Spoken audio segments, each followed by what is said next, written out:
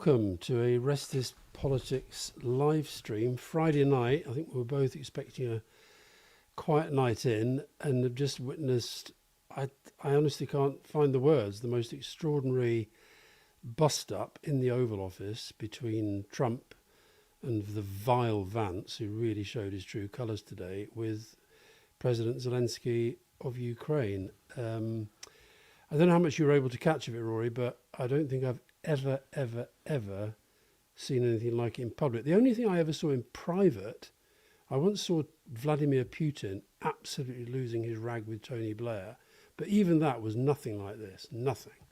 Well, let's just quickly bring people up to date. So, quick reminder: Trump campaigned saying that if he came into office, he would end the Ukraine war in 24 hours.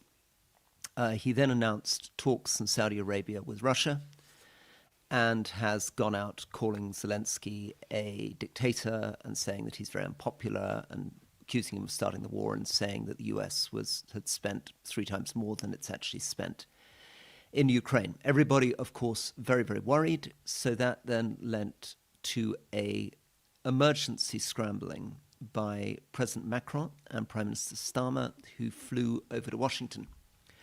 And the major objectives of their meetings, which were this week, Macron's meeting was on Monday, Starmer's meetings just happened, was to try to convince Trump to get back into a more moderate position on Ukraine. And really what they were hoping to do was say, okay, Europe will put up much more money. In fact, they were even suggesting Europe will put up all the money, provided the US is prepared to continue to sell weapon systems and provide something called security guarantees, which we can get into a bit later. While this was all been going on, Trump has been making demands to Ukraine for a minerals deal. And in the draft that people saw, he was asking for 50% of all Ukraine's minerals now and in the future. It's going to be about $500 billion worth of minerals for the United States. In return, it appeared for nothing. President Zelensky then has flown out to the United States. He arrived. There was quite a warm greeting on the steps of the White House, where Trump made some jokes about Zelensky's clothes, said it was a great honor that he was visiting. And then they sat down in this rather strange pre-press conference. So there seems to be, and I'd love to ask you about this, just to explain the logistics of this. There seems to be a pre-press conference, then they go to their meeting, and then traditionally they do a press conference at the end. What's this pre-press conference where the problem started? Well, I alluded to this in the discussion we had about Keir Starmer and his press conference, his meeting with President Trump yesterday, when I told this so that what happens is you arrive, and traditionally you then go into the Oval Office. It's a big moment, obviously, particularly if it's the first time a leader's going there, as Keir Starmer was yesterday. And then they bring in this thing called the pool spray. And both when I was a journalist, when Ronald Reagan was president, and Bush won, and when I was working with Tony Blair through Clinton and Bush era, usually you take 2 or 3 questions, maybe 2 each, and it would be very much to set the scene. What this became was a full-scale shouting match. I think deliberately provoked. It felt to me like an ambush. And the point is that we were talking this afternoon, we should tell our listeners, we did an interview this afternoon with Martin Wolf, the guy who's now written 4 books about Trump. And he said something very, very interesting. He said, you guys keep trying to find out what makes this guy tick. He's not a serious person. He's a reality TV guy. All he cares about, he said, do you remember this, are ratings and conflict. And he knows that to drive his ratings and keep him in the public eye and get all the attention he needs, he has to have conflict. If you were serious about this deal that he's talked about for the last few days, you'd have welcomed Zelensky, your teams would have done all the work in advance, and then if it was still work to do, you'd have gone for the meeting, done a few pictures, shaken hands, gone for the meeting. Instead of which, they had full-on his usual talking points about Biden was terrible, Biden did nothing, there would have been no war if I'd have been president, October 7th wouldn't have happened, inflation wouldn't have happened, raging about, and I think this is the crux of his hatred of Zelensky, revisiting this thing about, Hunter Biden, when he asked for favors, he asked Zelensky to do stuff which Zelensky felt he shouldn't. But I think the other thing that really, I don't know whether it should have shocked me, but it did shock me. Zelensky's an elected president of Ukraine. Very important country, right at the height of things. Now, there's nothing wrong with people in the meetings coming in, but the way Vance came in was utterly disgusting. And it made me think it was a deliberate, intimidating, bullying behaviour. Let me do a quick explainer, again, for people who didn't view it, and then get your analysis on it. So the meeting started relatively calmly in a normal way. And then a journalist from Polish radio asked quite a direct question about whether it made sense for Trump to trust Putin. And at that point, President Trump started attacking Zelensky. He started saying that Zelensky had a very bad attitude towards Putin. And then J.D. Vance, apropos of not very much, suddenly weighed in and made a speech mocking Biden, saying America had been chest-thumping and saying that America had made no attempts to do deals, but he, Trump, was going to bring peace. And it was at that point that Zelensky felt that he needed to stand up for himself. And he said, and I think partly offended maybe that the vice president had interrupted in this way, he turned to J.D. Vance and he said, look, we did a lot of deals. Macron, Merkel, myself, we signed deals with Putin. He promised, we did gas deals, and he broke all those ceasefire agreements and deals. And then when Vance challenged him again on diplomacy, Zelensky said, what diplomacy? And eventually said, and have you actually ever even visited Ukraine? And it was at that point that things really began to get out of control. Because they started shouting at him being disrespectful, not showing enough gratitude to the United States. You don't have any cards. Let me tell you, this is very rude. You mustn't talk to us like this. You've done enough talking. Okay, over to you for analysis now. I've given a little. Yeah, that's what made me think it was sort of deliberate bullying, intimidating behaviour, because they kept putting points to Zelensky, which he tried to respond to, and then they just sort of shouted over him. And the other thing that Vance said, he said at one point, he appeared to be saying that you don't have any soldiers left. At one point, Trump also said, all your cities have been flattened. And Zelensky said no, because the truth is, we said this on the podcast last week, 20% has been occupied, but most of the big cities in Ukraine, they're functioning. It's not easy, but they're functioning. And so they kept, and the other point that both Macron and Starmer had pushed back on this thing that Europe's getting all the money back and we've paid more than Europe. Zelensky very factually, very calmly said, no, Europe has paid as much. Europe has given as much, and we're very grateful to you. We're very grateful to them. Vance, literally his first words were, have you actually said thank you? And Zelensky, again, very calmly. And by the way, I went back and watched the whole thing again. It was 50 minutes. Yep. Zelensky started by saying thank you to the American people. Thank you for the invitation. Thank you for the American people. So Vance sits there, utterly vile, that man. I've been thinking this for a while about Vance. He's utterly vile, and you really saw it today. And he basically said, have you ever said thank you? When are we going to get gratitude? That triggers Trump to say, when are we going to get gratitude? I felt that Zelensky did look slightly on the edge. Hardly surprising. He's been a war leader for 3 years. He's been flying around the world. Vance also said, all you do are these propaganda tours. He talked about taking people to Ukraine on propaganda tours. In other words, you're not showing, I almost thought he was going to say free speech. You're not showing us the whole picture. And so as a result, it got worse. And instead of Trump, if Trump was a serious person and a serious diplomat, the minute he sensed it going wrong, unless he wanted it to go wrong, he'd have said, okay, you've had your questions, you've had your pictures, we're now going to do the meeting, we'll speak to you later, that have gone and tried to resolve it. Instead of which, he went, you, another question. It was disgusting, utterly kept the whole disgusting. Thing going. And then the story, at least, that's just been printed in The Independent, is that they then went into an hour of meetings, and at the end of that hour, Marco Rubio and Mike Waltz, the Secretary of State and National Security Advisor, asked Zelensky to leave the building. And Trump then posted on Truth Social saying this guy isn't interested in peace. And part of the problem, obviously, why Zelensky's on edge, presumably, is that he's in an impossible situation. Trump has been asking for $500 billion, which is much more than the United States has given, and offering nothing in return. And Zelensky has been sitting on his tongue, being as polite as he can, hoping, because the Europeans have been encouraging to believe this, that maybe if he gave a minerals deal, maybe if the Europeans put up the money, the United States would provide some kind of security guarantee in return. But that phrase, security guarantee, hasn't happened at all.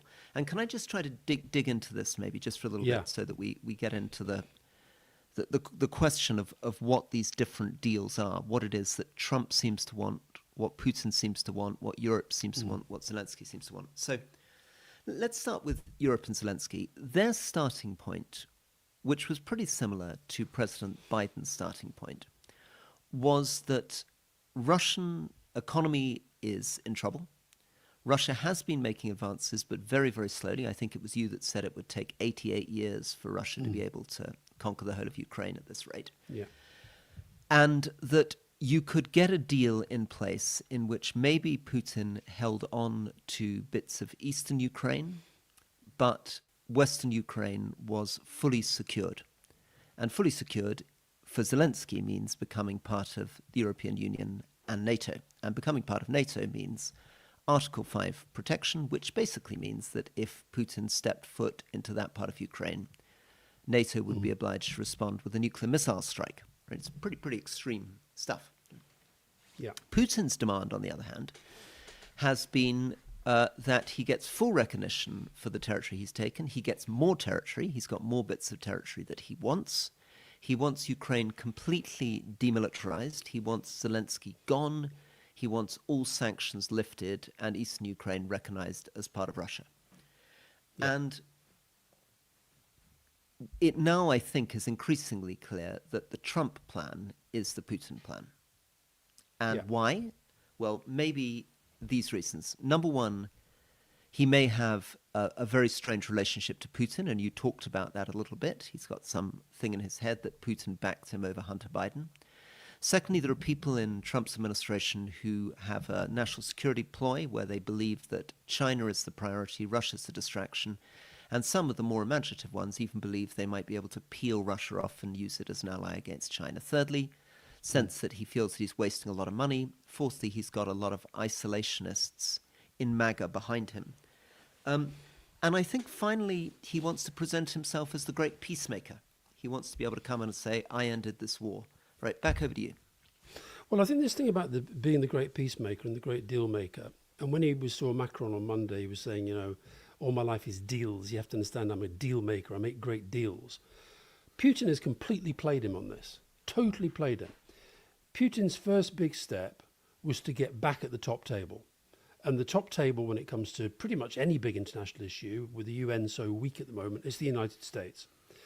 So he has a one-on-one phone call. That's where this all started. Trump came out and said, I've had this long chat with Putin, and he started to say, I know him and I trust him and all this. That was the other thing that I think triggered Zelensky slightly, was he's sitting there, his country having been invaded, Trump not having said a single word of criticism, pretty much since he returned to office, of Putin. And he's saying, yeah, I believe him. I believe the guy. If he says he won't invade, he won't invade. If he says this. So, and then into this whole mineral thing. And the minerals, of course, I hadn't quite realized that so much of the mineral wealth that we're talking about.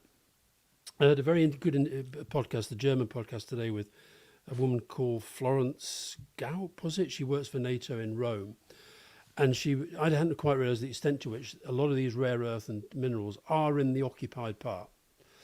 And so Zelensky is being bullied into doing this deal, which, as you say, 500 billion, which Ben Wallace on the radio earlier was calling blatant extortion, which Scaramucci has called extortion, which I think you have as well.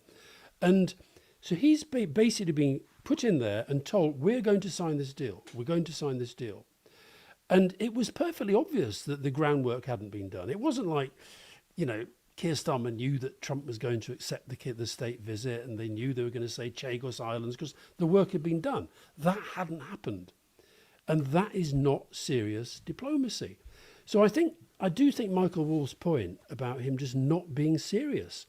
Now, what he will feel now, I don't know. As you say, the MAGA crowd, and it's pathetic. Do you remember when Boris Johnson was Prime Minister?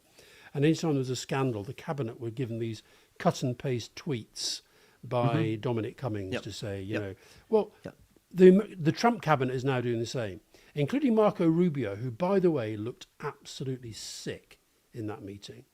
Well, just remind listeners a little on Marco Rubio and why he looks sick. So Marco Rubio was one of the leading voices in the Senate of skepticism towards Putin. He was the guy who used to ask other people in confirmation hearings, as I think we've discussed in the podcast, is Putin a dictator? He has always been on the record saying you can never trust Putin. Putin doesn't want a deal. All he wants to do is weaken the United States. And now he's having to claim that he believes Trump, and that he believes Trump's fundamental claim, which is Trump thinks he can hand over Ukraine to Putin. And he sort of implies that he thinks, and then Europe will be safe, and that NATO will be safe, and Putin will back him on China. All this is unbelievably naive, because he's got no leverage over Putin on Europe. He's got no leverage over Putin on NATO. He's got no, by which I mean, now that he's signaled that he doesn't believe in security guarantees, I'm not quite sure where NATO is at all. Let me read you his tweet, which is the same tweet that lots of the others put up. Thank you, POTUS, President of the United States, for standing up for America in a way that no president has ever had the courage to do before. Thank you for putting America first. America is with you. Now, you've sat in the meeting. You've seen what's gone on. Is that a serious Secretary of State who is sitting there? Just look at his face there. Look at how he looks during the meeting. He knows it's going really, really badly. And yet he cannot bring himself afterwards to do anything other than what he's told to do. And by the way, Roy, you talked about some of the questions. And as with the Macron, they clearly have planted questions.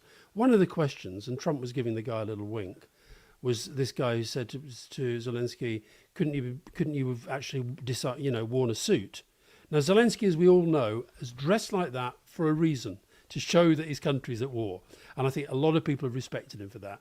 So Zelensky rightly just sort of batted it off. But then Trump gave his little wink to the guy as if to say, thanks for that. They gave him a little punch as well. And I just feel that if you don't have a serious government in the White House at this time, you have Trump and his Putin and his FSB guys will have been laughing their heads off watching every single minute of it. But what it means now, I think, for the UK, for France, for Germany, for Canada, for Australia, for other countries, and this summit that Keir Starmer is hosting now in London on Sunday is unbelievably important. I'm hoping Zelensky is still coming, and I think that Europe now really has to step up. You may end up with somebody having to negotiate, like Starmer or Macron, to negotiate to get Trump back in the same room as Zelensky. Yeah. Well, let me play the full pessimistic picture here. So basically, Macron and Starmer's trips to Washington seem now to have been wasted. Their objective was to get there before Zelensky, get US security guarantees. Macron believed that he'd charmed Trump to do that.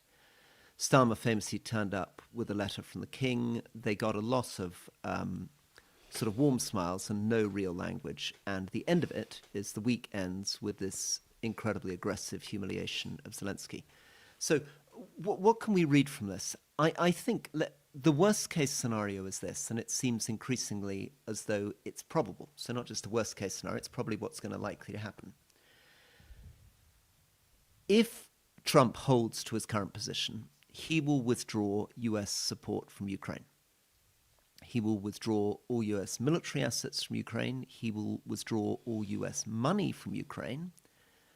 But worse than that, he will also not allow European countries to continue to buy American systems in order to continue the war in Ukraine. Right? He will wash his hands of Zelensky. He will say, I tried to make a deal. You wouldn't sign the minerals deal. I hand you over to Putin. And that is, I'm afraid, unbelievably difficult. We can talk on this podcast about Europe stepping up, but at that point, it's no longer US and Europe's war, it's Europe's war only. And there are two questions for that. Can Europe fight that war? And would Europe want to fight that war? Can Europe fight that war? Well, very, very difficult in the next 2 years. It would take at least 24 months before Europe was in any position to replace a lot of the key US equipment. Would Europe want to fight that war? Does Macron have the support, the strength in his own parliament? Does Starmer, my sense is Starmer hasn't been pitching himself as the grand big picture international statesman. Is he going to want to take the full burden of the Ukraine war? And what's really involved? Well, I think the next thing that will happen is Putin will start advancing very, very fast. Because without US anti-aircraft missiles, he's going to be able to get helicopters, drones much, much closer. Without US artillery, he's going to be able to push his artillery much closer. Without US electronic warfare, the drones will be able to take out the Ukrainian tanks, etc., etc. So I think we are in a situation in which almost certainly Putin can guarantee that he can radically increase his territory. But I think it's not impossible that Putin could march all the way through Kiev to Moldova. The Dmitry Medvedev, who is the guy who pretended to be president when when Putin was in his interregnum, has just tweeted, "The insolent pig finally got a proper slapdown in the Oval Office. Trump is right. The Kyiv regime is gambling with World War III." This is what we've seen since the election: is Russian delight at pretty much everything that Trump says and does. I mean, you really do begin to wonder. We talked on the podcast the other day about, the question we keep being asked is, what has Putin got on Trump? And this goes back to the discussion with Michael Wolff. We keep trying to find strategic and tactical and psychological reasons as to why Trump operates as he does. But there may be something very, very simple behind this. And I think that what I saw in Zelensky as well, and I honestly felt the sight of, I think Zelensky is an incredibly courageous guy.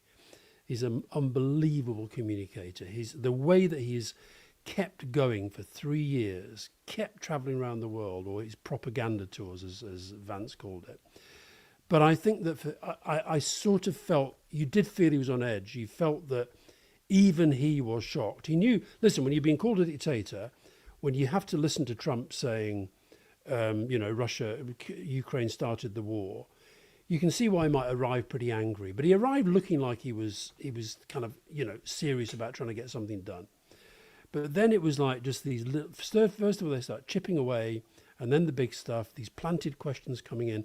I don't know whether it's true, but somebody on the chat has just said that the question about the suit was asked by the same guy that I told you about, who asked the planted question at the press conference with Macron, the guy who's a friend of Marjorie Taylor Greene. But I think in this, that the MAGA crowd probably think, great, yeah, we're showing the world that we're the boss, etc. But I think this does unbelievable damage to the American standing in the world. Unbelievable damage. But part of the issue is that in some way, as with everything with Trump, it sort of was predictable and not predictable. So I guess if, when you and I were doing podcasts before the election, we were saying, well, if Trump wins, he will give in to Putin, and the way that he'll make peace is by basically allowing Putin to have all the territory and toppling Zelensky and creating a puppet regime in Ukraine. Right? So we can say that quickly. Yeah. But then he actually gets in, and he starts leaning into that. Right? Then it becomes clear that he's made these promises to Putin, he's made these promises to the American public, so it becomes increasingly clear that he's going to sell out Zelensky in order to be able to boast that he's ended the war and saved American money. But we still don't quite believe it. And you've got these trips by Starmer and Macron where I guess we keep saying, well, you've got to try. I mean, you've got to keep hoping that there's something that you can do, that there's some way through. But I'm afraid after tonight, we might just return to the analysis back in October and November. This has been Trump's position all the way through. We've been hoping against hope that some element of diplomacy, realism, arguments about Putin not humiliating him will change it. But honestly, I don't think J.D. Vance or Trump could have been more clear from the beginning that this is what they intended to do. Now, the problem is because nobody quite took them seriously, we haven't really thought about what that looks like. We've tended to assume that that looks like Putin keeping the territory he's got. I think we now need to plan for the possibility that Putin thinks he's in a much stronger position he could have imagined, and Putin may think he can take the whole of Ukraine and maybe help himself to Moldova too. And I think the other final point, and maybe this come to you on this before we go to comments and questions. We've been talking about security guarantees all the time. And what were these security guarantees that Starmer and Macron were asking for from Trump? Well, it wasn't very clear. But it seems as though what they were saying is, you can take all your troops and money out, we'll produce the money, but we'd like you to produce a security guarantee that if Putin comes into Western Ukraine after the peace deal, you will respond. And how? You will respond with nuclear weapons. In other words, they were suggesting that Ukraine be treated like a NATO member state, that the US security umbrella go over it. Now, obviously, when you say that out loud, you realize that Trump was never going to sign up to that. Trump was never going to sign up to the idea of firing nuclear weapons at Putin to defend Ukraine. Furthermore, when you really begin to pull at that and say, well, isn't that what Article 5 in NATO is about, as security guarantees? It's presumably pretty obvious to all of us now that he's not going to fire nuclear weapons at Putin to defend Lithuania, which is a NATO country, or Poland, which is a NATO country, or France, which is a NATO country. And given I don't know if security he said that guarantees...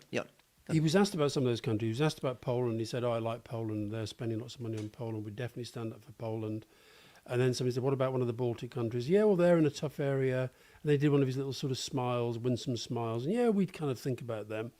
I should tell you, by the way, Friedrich Merz, the soon-to-be new German Chancellor, has tweeted auf English, Dear Vladimir, we stand with Ukraine in good and in testing times. We must never confuse aggressor and victim in this terrible war. And he's put brackets FM, which means that I am tweeting this myself. This is not my office. I hope that Keir Starmer does something similar. I hope Macron does something similar. I hope Tusk does something similar. I know why Macron and Keir Starmer, and I still think they did the right thing in going, and I think they did the right thing in stroking his ego and, you know, trying to get that balance between pandering to the narcissist and actually working on him. Now, he has ended up in a worse place, even worse place, but you've got to keep going. I should say, by the way, as well, Roy, the guy who asked Zelensky about, you know, whether he and as you said earlier, Trump commented on Zelensky's clothes. Why did none of the cabinet say to Elon Musk when he turned up in the cabinet meeting, why don't you wear a fucking suit? Anyway, sorry, that's just me going off. Well, here's a question. Michael K. Question, lads. What does Zelensky do next? Well, he comes to London. He comes to London. Comes to London. But in terms of his military options, there's a very, very small possibility for him, which is that he tries to mobilize. This is the really nasty scenario. He tries to do a full mobilization. So he hasn't done full conscription yet of the entire Ukrainian population.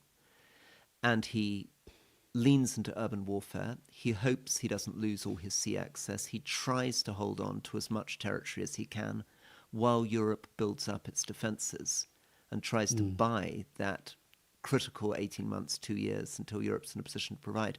But that's a lot of ifs. That's assuming a lot about the Ukrainian people. That's assuming a lot about morale in Ukraine. That's assuming a lot about European willingness to do that. And that's assuming a lot about Russia, because Russia would then throw everything that it had against him. It's interesting. We're getting thousands of comments here, and they're going so fast down this thing I can't stop them. But somebody just said that I don't know whether this is true, but it's saying that the Dow Jones market is going into a bit of a meltdown. Here's a good question for you, Rory. Would Turkey step up to help Ukraine? Yes. So Turkey has been very interesting and is a really, really important player here. So Turkey has a traditional rivalry with Russia in the Black Sea and in Syria, as people know. Turkey has a pretty formidable army, and an army that actually has a lot of combat experience and is prepared to fight. Turkey's been providing a lot of drones to Ukraine, and Turkey has offered to get involved on the ground. So any European defense alliance that you tried to put around Ukraine would definitely have to include Turkey. And it would certainly try to pull in Japan, South Korea, Australia, those major economies. But you're still missing critical things. I mean, and this is, part of this is obviously our fault. We Yeah. never developed enough anti-aircraft missile capacity. We never developed proper satellite coordination. We haven't got a proper replacement for Starlink. We're not good enough at electronic warfare. There are these gaping holes. And whether it's true they'd take 2 years to fill, I suppose some people might say we moved much faster during the Second World War, but it's a really, really big lift. And I think the problem, Alastair, is that you and I and many, many people on these comments are desperately thinking, what do we do to support Ukraine in the absence of the US? It's much more difficult to face the possibility that the odds are really against you if the US pulls out. I mean, really listen, against for you. sure. And we talked on the main podcast this week about we are virtually all of our defences are so tied into American systems and to American cooperation because we've always assumed that was going to be there, and that's what you have to keep. Again, defence forces. Listen, there'll be a lot of people in the American military tonight who are thinking, "What the F has he done?" There'll be a lot of people in American intelligence thinking, "What the hell has he done?" So there'll still be that cooperation going on. But meanwhile, I think we just have to face. Friedrich Merz said it, on the night he was elected, on the night he won the election. He said, we've got to become more independent of America. We've got to understand they're not as reliable as they were. There's another question there, Bobby. Does this leave Turkey as the only power that can supply Ukraine with the security it needs for the next 24 months? Well, I think it's going to be a combination of powers that do that. The other big story in the UK today, Roy, that probably would have been, in fact, it was leading the news until all this, was Annalise Dodds resigning as development minister.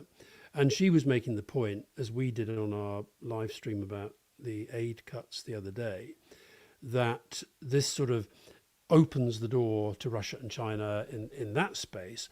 But I actually think now, what a combination of all these things happening.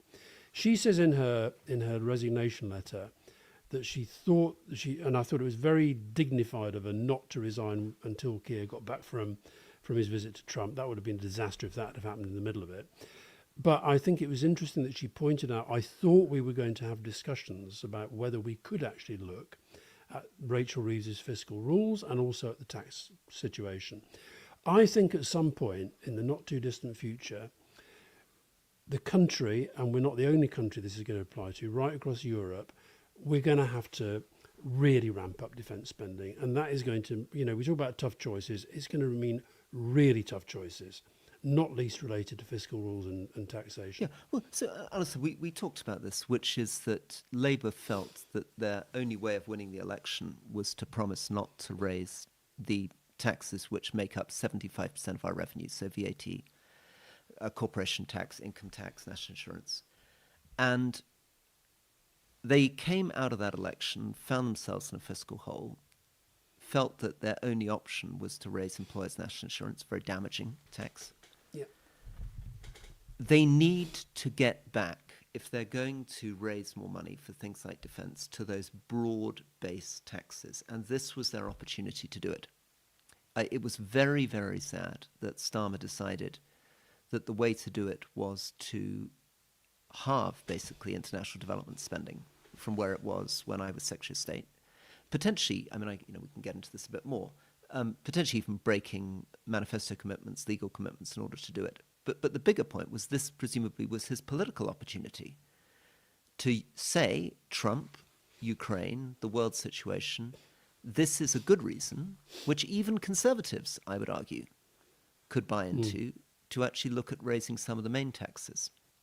Yeah. Samuel Yates here, Rory, with a very sort of stay awake at night question. Could you envision a scenario where the UK is at war with Russia, but the USA is not? That's a big thing, because, of course, the entire sort of thinking about NATO is about preventing war and seeing Russia as the enemy, as it were, for a lot of its period. There've been moments of rapprochement that have gone a bit, but in recent years that's gone away again. But what you have a sense of now is that Trump is an ally of Putin, and most of the other countries that thought they were allies of the United States are not allies of Putin. And that, so Samuel, I hope not, but I think that's the kind of scenario planning that now does have to be thought about. Yeah, it's. I mean, there's clearly something which we've talked about before, which, I mean, and this Michael Wolff interview I recommend to people who haven't heard it, but Well, we haven't put it out yet, Rory, so they can't have heard it. They can't have. He focuses a lot on this idea that Trump's not serious. Look, I agree with that, but I think that's also a bit misleading, because I think, as you've pointed out, what he does in the world is certainly serious. So the question of whether or not he himself is serious is a little bit the misleading. Impact of what he does is incredibly serious. And I think it's also true that maybe Michael Wolff overdoes this idea that there's nothing constant about Trump. I think there are certain things that are constant about Trump. And one of them is a long-standing admiration for strongmen, a long-standing admiration for Vladimir Putin, a sense that the United States should be dominating the Americas, that Russia should be dominating Eastern Europe, and implicitly that China should be dominating Asia, seems to be somewhere in the back of his head.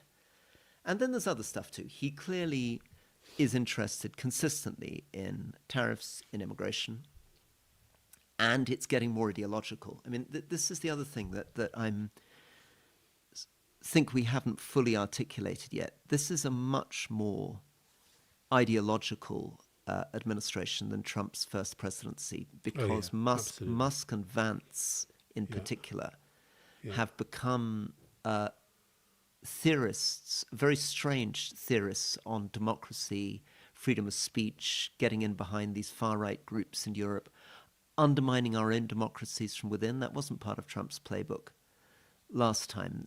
And this stuff, authoritarian, pretty fascist in nature, feeds in pretty well to stealing minerals from Ukraine, giving Putin leeway. And as I think that question points out, I don't think it's really an open question anymore whether the US is on Russia's side or Europe's side. It is clearly on Russia's side. I mean, this decision and this spectacle, this horrifying spectacle, is Trump declaring for Russia against Europe. Margaret Gowdy, where is Keir Starmer? Why no statement yet? European leaders are making statements of support. Listen, they'll be thinking things through. There'll be everybody will have followed this. Everyone will be aware of what's gone on. Keir Starmer now has to chair this meeting on Sunday. It's going to be very, very consequential. I really hope. I think they're talking already about 18 European leaders who are due to be there. I hope that all European leaders say, by the way, I want to be there too. I think this is one of those moments where you just have to show real solidarity with Zelensky. And, you know, you said there that Trump admires strongman leaders. The strength that Zelensky has shown do you remember, let's go back 3 years. Joe Biden said to him right at the start, listen, Vladimir, this is going to be really, really tough. If you want us to get you out of there, we can do it. And Zelensky was basically offended even at the suggestion. And if you remember, the Kremlin spread a story that Zelensky had fled, and he posted a selfie of himself with his troops. I think Zelensky is got real strength, real courage. And let's never forget, Donald Trump, bone spurs. We had a question here. Is this the start of World War III, from Sue Lewis? Let me try to take that seriously, because it's obviously sounds terrifying. But just explain. Well, it's what Trump said to Zelensky. You're risking World War III. And as usual with Trump, he's flipped it around in a bizarre way, because it is he that's bringing us closer to World War III. So, essentially, the way that we prevented World War III, in other words, nuclear war, since the invention of the atom bomb, was through this extraordinary nuclear deterrence. And right at the heart of nuclear deterrence was NATO. And the idea was that Russia and the Soviet Union would not attack NATO countries, and NATO would not attack Russia and the Soviet Union because of these nuclear weapons. And it was psychological. I mean, and this is why what Trump has done is so unbelievably devastating. Deterrence only works if people have faith that you're going to use it. And for 80 years, for better or for worse, Russia has believed that the United States would stand behind its Article 5 guarantees of NATO, and that there was a good chance they would use nuclear weapons to defend NATO territory. In other words, we've had peace and avoided nuclear war, paradoxically, because of the threat of nuclear war. What will happen now, almost certainly, is that Putin will sense that Trump is no longer willing to defend somewhere like Lithuania. Lithuania is pretty easy for Putin to get into. In fact, he has a small bit of territory which he can join together by going through Lithuania.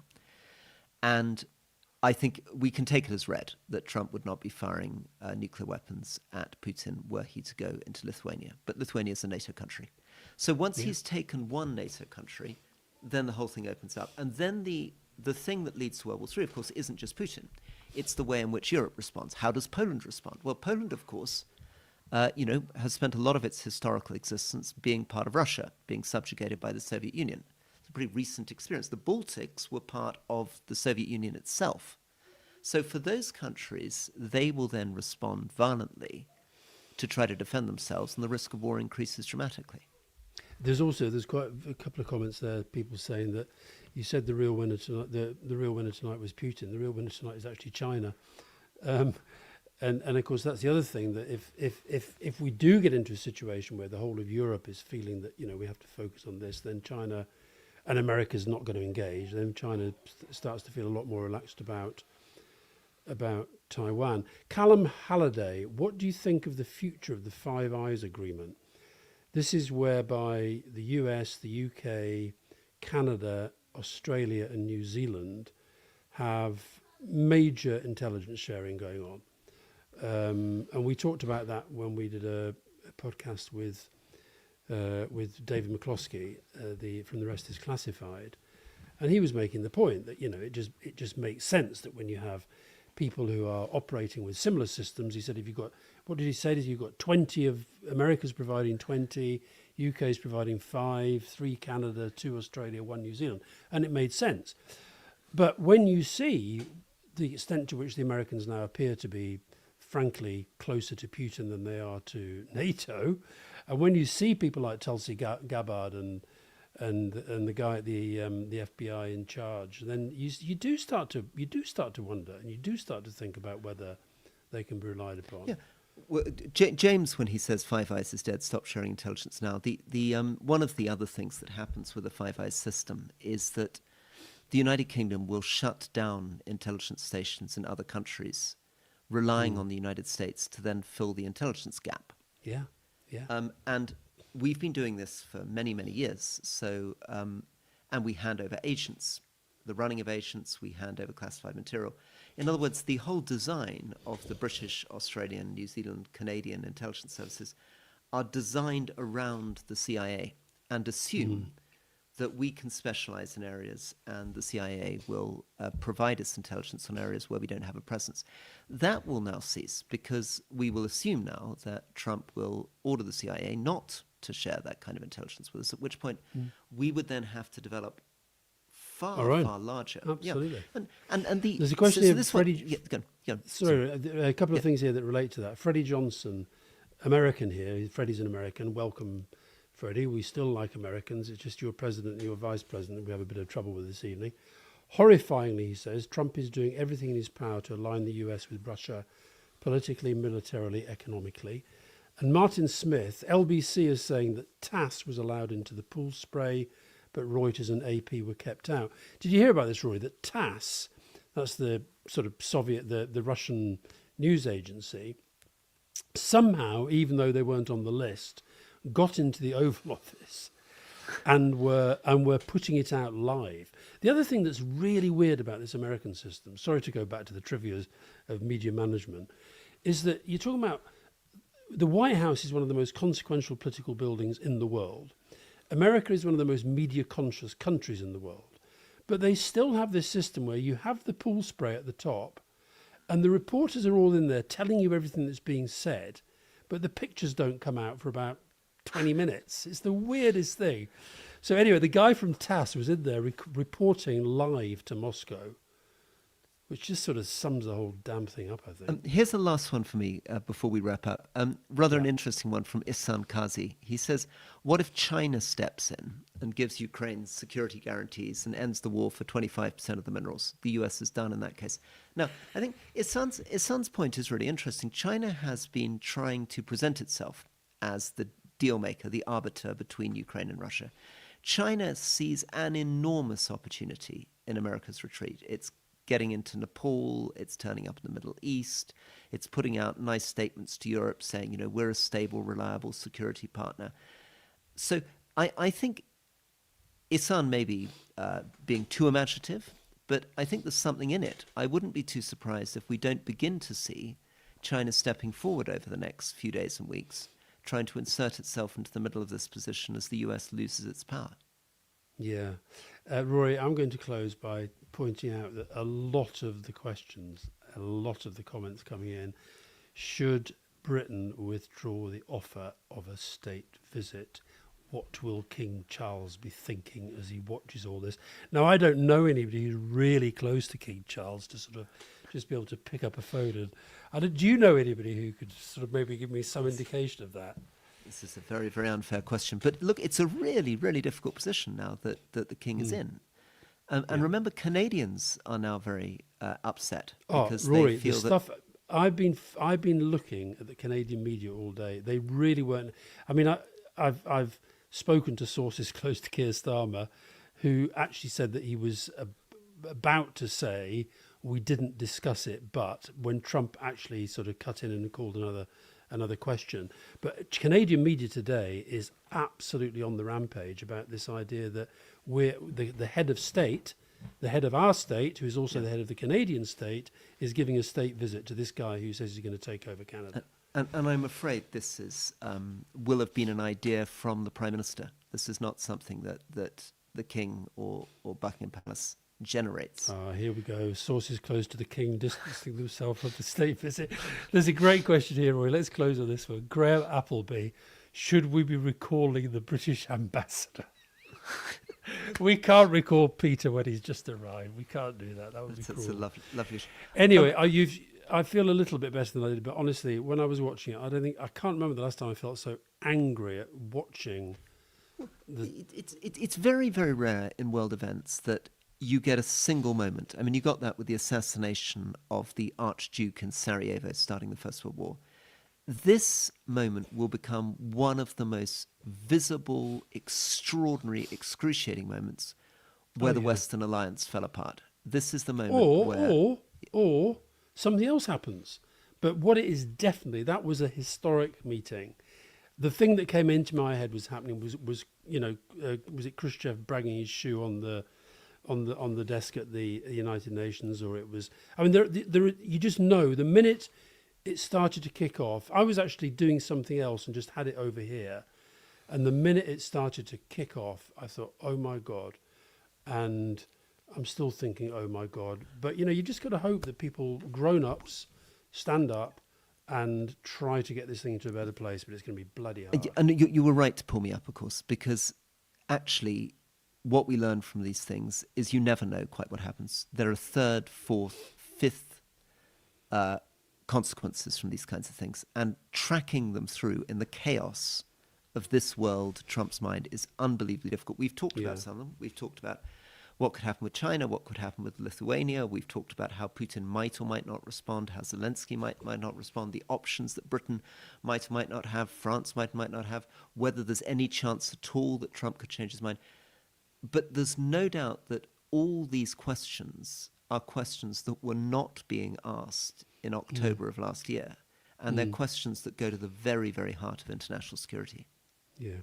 Well, listen, good to talk to you as ever, Rory. And I just want to thank everybody for tuning in. And if you want even more podcastery, then our colleagues at The Rest is Politics US, Anthony Scaramucci and Catty Kay, they're about to go live and do a live podcast very shortly as well. So obviously we don't want as many people to listen to that as listen to us, because we are the numero uno in the Rest is castle.